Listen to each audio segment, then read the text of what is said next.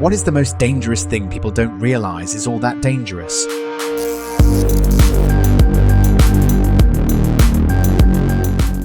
Passengers should never rest their feet on the dash of the car, because when the airbag does its thing, it has only one way to go. Several terrible things can happen at this point. 1. Your knees get pushed into your face, and I won't paint that picture. Or 2. Your hips are dislocated. Yeah, I saw the X-ray of someone's legs after their airbag went off with her feet on the dashboard. She had a shattered part of her femur stuck in her crotch like the most freaked up Bilbo. I do not want my shattered bones to be forcefully propelled into my fanny. No feet up in the car. No bone Bilbos for me. I really don't ever understand why people even do this in the first place. I see people with their feet hanging out of windows and on the dashboard all the time. All I can think of as I'm passing them is a mental image I'll leave for your own imagination. Even as a kid, I saw it as super unsafe. Also, having your pets loose in a car, or in the car in general, is dangerous. In a collision, your pet's broken bones essentially become propelled shrapnel and can pierce various things, including you, so be careful with how you are driving with pets in the vehicle. The pin setters in a bowling alley. Those things are well over 1,000 pounds of mechanized death by steel and crazy moving belts. Some of the scariest moments of my life have been myself running 6 feet to slap the emergency shutdown button behind the front desk, while a toddler runs, slipping and sliding down the lane as their parents or guardians are laughing by the table because they thought it was cute. Even seasoned pin setter mechanics have been crushed during routine maintenance. Pin setters are machines of convenience, entertainment, and oftentimes demise. This is also another instance of people just not stopping to think to analyze the circumstances. If anyone goes bowling for the first time, I would assume one of the first things they'd notice would be the huge machine in the back that resets the pins. Just watching it do its thing looks dangerous, so I don't understand why people wouldn't stop to think and be like, hey, maybe my child shouldn't be running towards that massive machine. Not just a pin setter machine, but any machine in general.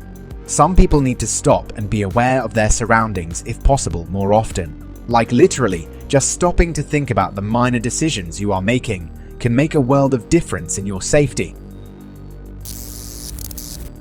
Ice and black ice is extremely dangerous. My grandpa was pouring salt down after an ice storm the day after Christmas.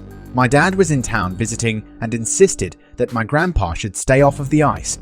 My grandpa fell right in front of my dad and hit his head really hard. He woke up one time in the hospital when my grandma was sitting next to him, but then passed away. Whenever I see those fail videos of people slipping on ice, I just cringe. I grew up in the upper Midwest.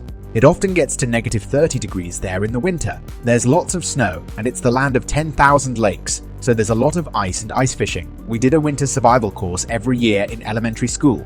They taught us to test the ice by throwing things and listening to the sound, and how to lay down and distribute our weight on cracking ice. They also taught us about hypothermia and paradoxical undressing, and what to do when you first spot the signs, and how to help someone else if you found them in that condition, and what to have in our cars for emergencies when we eventually were able to drive. We learned what to do if you're trapped in a whiteout storm, either in your car or on foot. Then they'd take us all day to a state park, and we had to start fires ourselves, determine if something was ice, learn how to walk around in all the gear and how to navigate in the forest. It was a great experience, and even just being so cold and exhausted at the end of the winter survival day was a reminder of how serious that stuff is, which I remember now, even as an adult. Ice and black ice is crazy scary, especially when you know you're driving in icy conditions. I definitely tend to drive more cautiously in those situations at night. Another thing this made me think of was people who drive fast in the rain. Like, why are you doing that? You could easily hydroplane into a ditch. Where are you going in such a hurry that your life isn't as important as your current destination? I'll be driving in a full-on monsoon where I can't see a foot in front of me and see a car zoom past me without a care in the world. First of all, even if you have Rain-X, other people can't see you coming, so that's already a gamble. And secondly, even if you do have a clear windshield because of Rain-X, that doesn't mean that you're magically exempt from hydroplaning. Be careful, folks. The ocean. One change of the tide, and you can be a goner if you're not paying attention. My first sailing teacher told me that the ocean wasn't trying to kill you, but it was aggressively indifferent to my survival. People also underestimate the Great Lakes around Michigan. Seems like every other weekend I read a story on the news about how a few people get taken out by a rip current or an undertow. Ah yes, rip currents are so deceptively dangerous. I've been in a few myself, and as long as you don't panic, you'll be okay. If you are a decent swimmer, you can easily just swim parallel to the shoreline until you get out of the current. If you are not a comfortable swimmer, float on your back and let the current take you to a point where it is not strong anymore, and then swim parallel to the shore. As long as you remain calm, you will be fine. Have garage door openers been mentioned yet? I can confirm. I used to work in a government building with an industrial-sized automatic garage door. The spring snapped twice during my time there, and the staff could hear it ping through 3 security doors and up a flight of stairs. Oh man, as a kid, our residential garage door spring busted, and it woke me up from 2 rooms over inside the house. It literally sounded like a bomb went off. I can only imagine an industrial spring snapping. Industrial door engineer here. We have to go up on scissor lifts and tension multiple springs by hand by putting bars into a couple of holes.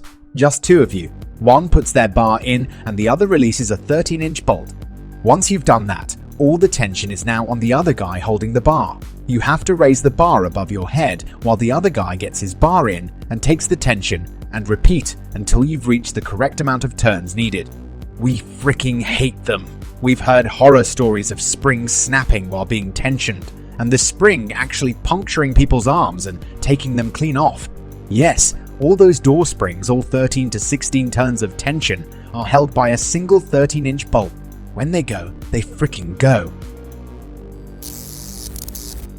Pressure washers. The more powerful ones can inject water into you through your skin if you put a body part too close to the nozzle. High power pressure washer operator here. I showed a colleague that was using it barefoot. Yikes. A stack of 10 layers of cardboard.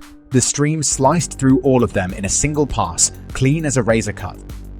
Any high pressure fluid, honestly. My dad used to be an electrician on a nuclear submarine. The reactors use extremely high pressure steam to move thermal energy around. The pressure is so insanely high that you literally cannot see if it leaks out of a pipe. If the sensors detected a leak, the way they would search for the leak would be to hold a broom in front of them as they walked around the mechanical systems. They knew they had found the leak when the broom's bristles got spontaneously cut clean off, and hydraulic systems are just as terrifying. If one of the fluid tanks is leaking, it can inject that hydraulic fluid straight into your bloodstream without causing a visible laceration. Aside from the obvious danger of having a non-sterilized fluid injected into your blood, hydraulic fluid is highly toxic. The laceration is so tiny, your own blood can't even get through it. Oh man, this is one I didn't know about. I knew high-pressure water could cause pain and physical damage to your body, but the fact that the water can penetrate your skin, making a hole too small for your blood to go through, sounds like a terrible way to get messed up. I did some more research on this, and it turns out that it can create dozens of extremely small wounds that allow air to enter your skin tissue and cause extreme pain. The lack of blood being able to close up the holes seems to be the main cause for this.